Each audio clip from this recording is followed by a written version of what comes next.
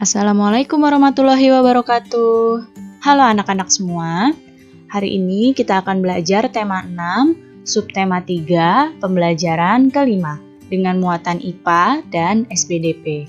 Sebelum mulai belajar, kita berdoa terlebih dahulu ya. Berdoa dimulai. Berdoa selesai. Baik anak-anak, sudah siap untuk belajar hari ini? Kalau sudah siap, mari kita mulai belajarnya. Pertama-tama kita akan masuk pada muatan IPA. Sekarang perhatikan gambar yang ada di hadapan kalian. Di sini pada gambar ini ada gambar seorang ibu yang sedang membuat kue bersama anaknya. Nah, diperhatikan dan diamati gambar ini baik-baik. Apa saja benda konduktor dan juga isolator yang terdapat pada gambar? Nah, coba kalian amati di sini. Ya, benda konduktornya di sini ada loyang kue dan juga ada oven. Kemudian, benda isolatornya di sini ada kain serbet dan ada pegangan oven.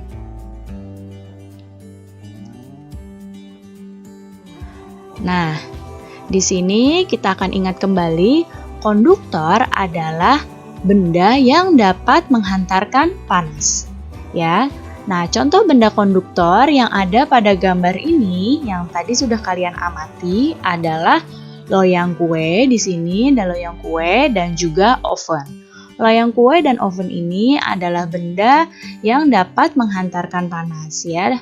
Kemudian benda yang menjadi isolator atau benda yang tidak dapat menghantarkan panas pada gambar ini ada kain serbet, nih kain yang digunakan ibu untuk memegang loyang, dan juga ada pegangan oven. Isolator ini dapat menghambat aliran panas pada suatu benda.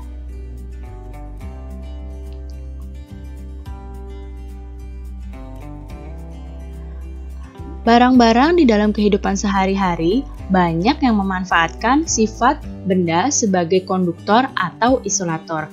Bahkan ada yang sekaligus menggunakan konduktor dan isolator pada satu benda.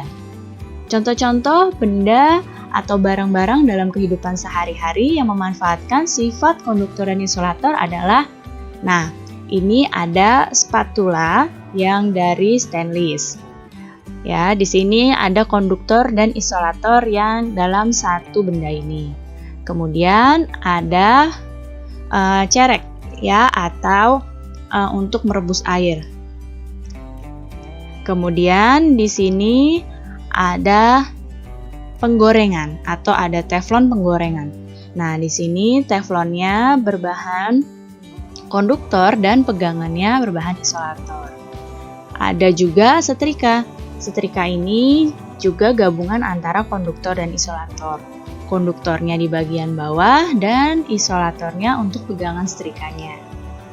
Ada kain, ya kain ini sifatnya adalah isolator, yaitu dapat menghambat panas. Dan juga ada jaket. Jaket juga termasuk benda isolator. Dan masih banyak lagi benda-benda di dalam kehidupan sehari-hari yang memanfaatkan sifat konduktor dan juga isolator.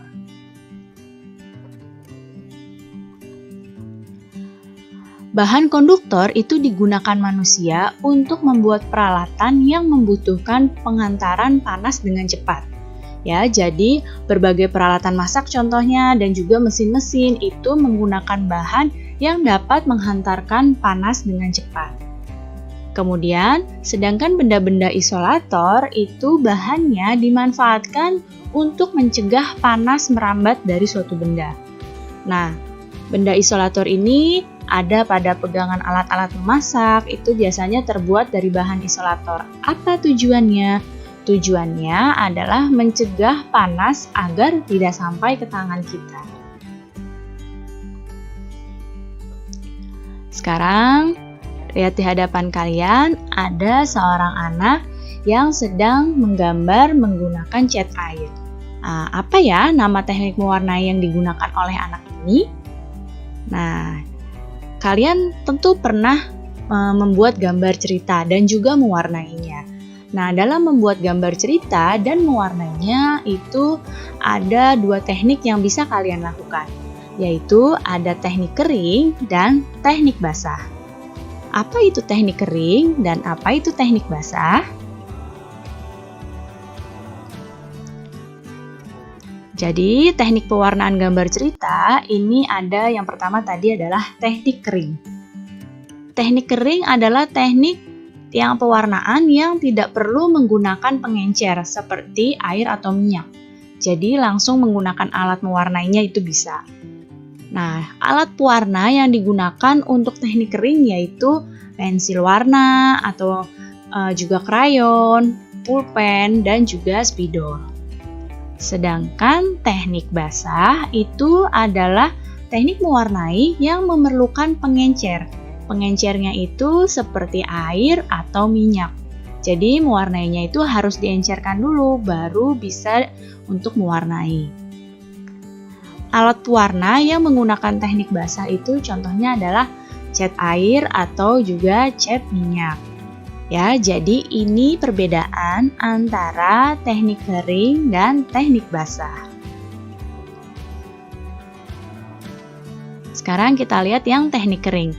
Jadi tadi teknik kering itu dapat langsung menggambar sekaligus mewarnai cerita pada kertas. Ya, di sini menggunakan pensil warna. Nih contohnya gambar yang diwarnai dengan menggunakan pensil warna. Nah, kalau yang ini yang menggunakan krayon. Ini yang menggunakan spidol. Ini yang menggunakan pensil biasa. Dan juga yang ini dengan menggunakan pulpen. Jadi, ini adalah contoh-contoh cara mewarnai gambar dengan teknik kering.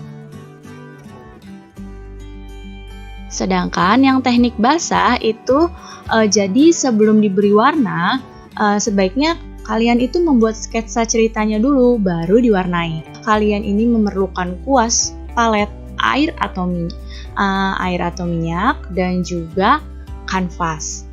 Nah, ini yang ada di hadapan kalian adalah contoh mewarnai dengan menggunakan cat air, nih, seperti ini ya. Dan yang bawahnya ini adalah contoh mewarnai dengan menggunakan cat minyak.